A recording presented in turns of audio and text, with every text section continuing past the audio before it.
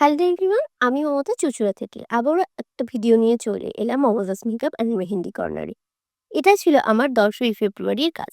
10ই ফেব্রুয়ারি একদম সকাল সকাল পৌঁছে গিয়েছিলাম বাঁশবেড়িয়াতে।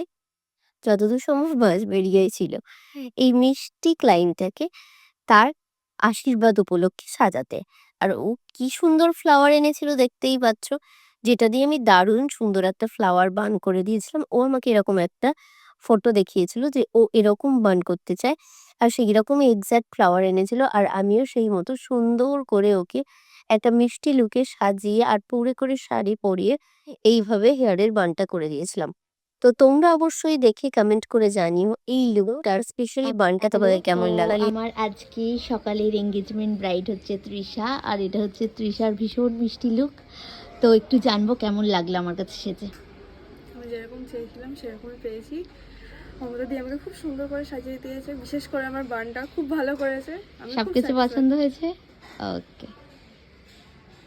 মিষ্টি রিভিউ নিয়ে ওর আরো একটা ভিডিও ক্লিপ নিয়ে আমি বেরিয়ে পড়েছিলাম আমার পরের ক্লায়েন্ট মনীষাদির উদ্দেশ্যে চন্দননগরে।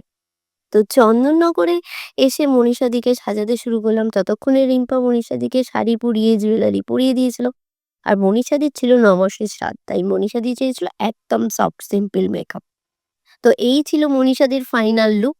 তোমরাও অবশ্য দেখে কমেন্ট করে জানিও মনীষাদির এই লুকটা তোমাদের কেমন লাগলো।